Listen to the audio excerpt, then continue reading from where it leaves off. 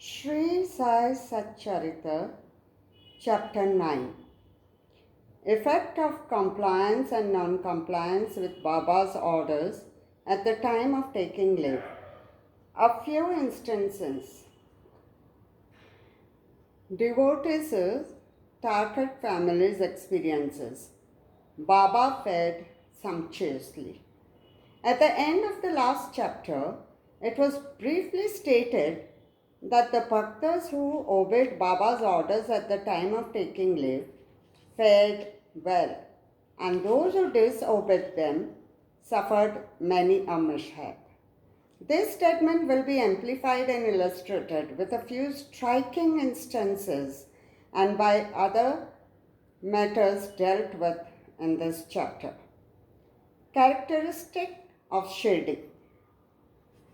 One special peculiarity of Shirdi pilgrimage was that none could leave Shirdi without Baba's permission, and if he did, he invited troubles. But if anyone was asked to quit Shirdi, he could stay there no longer. Baba gave certain suggestions or hints when devotees went to bid goodbye and take leave. These suggestions had to be followed. If they were not followed or were departed from, accidents were sure to befall them. We give below a few instances. Tatya Kote Patil. Tatya Kote was once going in a tonga to Kopargaon Bazaar. He came in haste to the masjid, saluted Baba and said that he would go to Kopargaon Bazaar. Baba said, "Don't make haste. Stop a little. Forget the bazaar. Don't go out of the village." On seeing his anxiousness to go, Baba asked him to take Shama, Madhavrao Deshpande, with him. Not minding this direction, Tatya Kote immediately drove off his tonga. Of the two horses, one, which cost Rs 300, was very active and restless. After passing Savli Vihir, it began to run rashly, got a sprain in its waist, and fell down. Tatya was not much hurt, but was reminded of Mother Sai's direction. On another occasion, while proceeding to Kolhar village, he disregarded Baba's direction and drove in a tonga which met with a similar accident. European gentleman. One European gentleman of Mumbai once came to Shirdi with an introductory note from Nana Sahib Chandorkar and with some object in view. He was comfortably accommodated in a tent. He wanted to kneel before Baba and kiss his hand. Therefore, he tried twice to step into the masjid, but Baba prevented him from doing so. He was asked to sit in the open courtyard below and take Baba's darshan from there. Not pleased with the reception he got, he wanted to leave Shirdi at once and came to bid goodbye. Baba asked him to go the next day and not to make hurry. People also requested him to abide by Baba's direction. Not listening to all this, he left Shirdi in a tonga. The horses ran all right, but when Savli Vihir was passed, a bicycle came in front. On seeing which, the horses were frightened and ran fast. The tonga was turned topsy-turvy and the gentleman fell down and was dragged over some distance. He was immediately rescued but had to go and lie in Kopargaon hospital for the treatment of his injuries. Such experiences were legion, and all the people learnt the lesson that those who disobeyed Baba's instruction met with accidents in one way or the other, and those who obeyed them were safe and happy. Now to return to the question of mendicancy. A question may arise in the minds of some that if Baba was such a great personage, God manifest, why should he have recourse to the begging bowl throughout his lifetime? This question may be considered and replied from two standpoints. Who are the fit persons who have a right to live by the begging bowl? Our Shastras say that those persons who, after getting rid of or becoming free from the three main desires, namely for progeny, for wealth, for fame, and accept sannyas, are the fit persons to live by begging alms. They cannot make cooking arrangements and dine at their home. The duty of feeding them is laid on the shoulders of householders. Sai Baba was neither a householder nor vanaprastha. He was a celibate sannyasi, that is, sannyasi from boyhood. His firm conviction was that the universe was his home. He was the Lord Vasudeva, the supporter of the universe and the imperishable Brahma. So he had the full right to have recourse to the begging bowl. Now, from the standpoint of Panchasuna, 5 scenes, and their atonement, we all know that in order to prepare foodstuffs and meals, the householders have to go through 5 actions or processes, namely Kandani, that is pounding, Peshani, that is grinding, Udakumbi, washing pots, Marjani, sweeping and cleaning, Chulli, lighting hearths. These processes involve destruction of a lot of small insects and creatures, and thus the householders incur an amount of sin. In order to atone for this sin, our Shastras prescribe 6 kinds of sacrifices, namely Brahma Yajna, Vedadhyayan, offerings to Brahman or the study of the Vedas, Pitri Yajna, offerings to the ancestors, Deva Yajna, offerings to the gods, Bhuta Yajna, offerings to the beings, Manushya Atithi Yajna, offerings to men or uninvited guests. If these sacrifices enjoined by the Shastras are duly performed, the purification of their mind is effected, and this helps them to get knowledge and self-realization. Baba, in going from house to house, reminded the inmates of their sacred duty. Unfortunate were the people who got the lesson at the home from Baba. Devotees' experiences. Now to return to the other more interesting subject.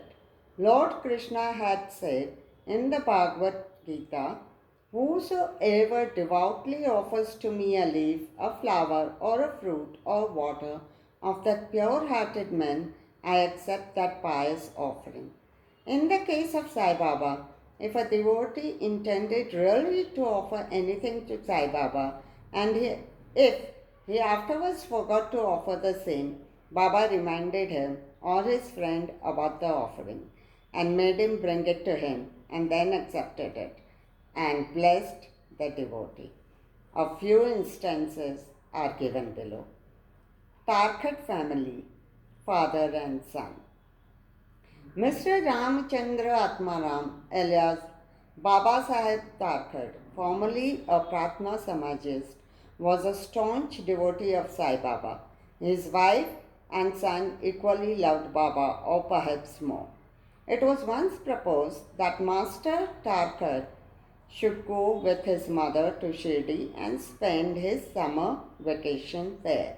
But the son was unwilling to go, as he thought that in case he left his home in Bandra, the worship of Sai Baba in the house would not be properly attended to, as his father, being a Pratna Samajist, would not care to worship Sai Baba's picture. However, on his father's giving an assurance under oath that he would perform the worship exactly as his son was doing, the mother and the son left for Shirdi on a Friday night. Next day, Saturday, Mr. Tarkhat got up early, took his bath, and before proceeding with the puja, prostrated himself before the shrine and said, Baba, I am going to perform the puja exactly as my son has been doing, but please, let it not be a formal drill. Saying so, he performed the puja and offered a few pieces of lump sugar as naivedya. The sugar was distributed at the time of the lunch. That evening and next Sunday, everything went on well. The following Monday was a working day and it also passed well. Mr. Tarkert, who had never performed puja like this in all his life, felt great confidence within himself that everything was passing on quite satisfactorily, as per the promise given to the son. Next Tuesday, he performed the morning puja as usual and left for his work. Coming home at noon, he found that there was no prasad to partake of when the meal was served. He asked the servant cook, who told him that there was no offering made that morning and that he had completely forgotten to perform that part of the puja, offering naivedya. At this, he left his seat and prostrated himself before the shrine, expressed his regret at the same time, chiding Baba for the want of guidance in making the whole affair a matter of mere drill. Then he wrote a letter to his son, stating the facts and requested him to lay it at Baba's feet and ask his pardon for his neglect. This happened in Bandra at about Tuesday noon. At about the same time, when the noon aarti was about to commence in Shirdi, Baba said to Mrs. Tarkert, Mother, I had been to a house in Bandra with a view to have something to eat. I found the door locked. I somehow got an entry and found, to my regret, that Bhau had left nothing to eat for me. So I have returned unappeased. The lady did not understand this, but the son, who was close by, understood the whole thing, that there was something wrong with the puja in Bandra, and he therefore requested Baba to permit him to go home. Baba refused this, but allowed him to perform puja there. Then the son wrote a letter to his father stating all that took place at Shirdi and implored his father not to neglect the puja at home. Both these letters crossed each other and were delivered to the respective parties the next day. Is this not wonderful? Mrs. Tarkert. Let us now take up the case of Mrs. Tarkert herself. She offered three things, namely bharit, roasted brinjal mixed with curds and spice. Second, kacharya, circular pieces of brinjal fried in ghee. And third, peda. Let us see how Baba accepted these. Once Mr. Raghuvir Bhaskar Purandare of Bandra, a great devotee of Baba, started for Shirdi with family. Mrs. Tarkert went to Mrs. Purandare and gave her 2 brinjals and requested her to prepare bharit of one brinjal and kacharya of the other. When she went to Shirdi and served Baba with them. After reaching Shirdi, Mrs. Purandare went with a dish of bharit to the masjid. When Baba was just sitting for meals, Baba found the bharit very tasty. So he distributed to all and said that he wanted kacharya now. A word was sent to Radhakrishna Mai that Baba wanted kacharya. She was in a fix, as that was no season of brinjals. How to get brinjals was the question. When an inquiry was made as to who brought the bharit, it was found that Mrs. Purandare was entrusted with the duty of serving kacharya. Everybody then came to know the significance of Baba's inquiry regarding kacharya and was wonderstruck at Baba's all-pervasive knowledge. In December 1915, one Govind Balram Mankar wanted to go to Shirdi to perform the obsequies of his father. Before he left, he came to see Mr. Tarkert.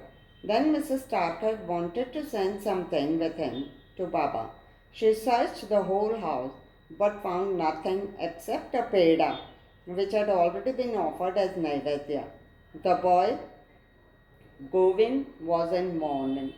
Out of great devotion to Baba, she sent the peda with him, hoping that Baba would accept and eat it. Govind went to Shirdi and saw Baba but forgot to take the peda with him. Baba simply waited. When again he went to Baba in the afternoon, he went empty handed, without the peda. Baba could wait no longer and did ask him straight, "What did you bring for me?" "Nothing," was the reply. Baba asked him again. The same reply came forth again. Then Baba asked him the question, "Did not the mother, Mrs. Tarkar, give some sweetmeat to you for me at the time of your starting?" The boy then remembered the whole thing. He felt abashed, asked Baba's pardon, ran to his lodging, brought the peda and gave it to Baba. As soon as Baba got it in his hand, he put it into his mouth and gulped it down. Thus, the devotion of Mrs. Starkert was recognized and accepted.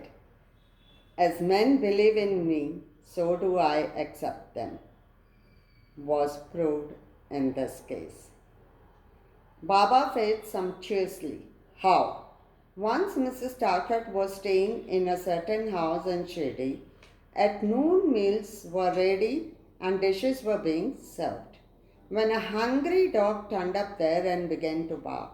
Mrs. Starkert got up at once and threw a piece of bread which the dog gulped with great relish.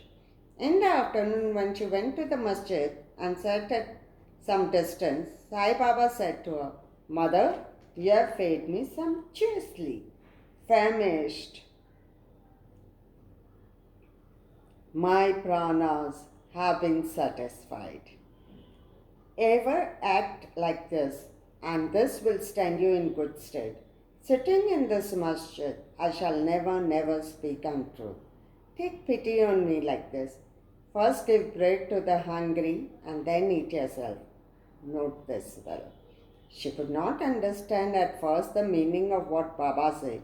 So she replied, "Baba, how could I feed you? I am myself dependent on others and take my food from them on payment." Then Baba replied, "Eating that lovely bread, I am heartily contented, and I am still belching. The dog which you saw before meals and to which you gave the piece of bread is one with me. So also other creatures, cats, pigs, flies, cows, etc., are one with me. I am roaming in their forms. He who sees me in all these creatures is my beloved. So abandon the sense of duality and distinction and serve me as you did today." Drinking this nectar like words, she was moved. Her eyes were brimmed with tears. Her throat was choked, and her joy knew no bounds. Moral: see God in all beings is the moral of this chapter. The Upanishads, the Gita, and the Bhagavad all exhort us to perceive God or divinity in all the creatures. By the instance given at the end of this chapter and other numerous to mention, Sai Baba has practically demonstrated to us how to put the Upanishadic teachings into practice. In this way, Sai Baba stands as the best exponent or teacher of the Upanishadic doctrines. Bow to Shri Sai. Peace be to all.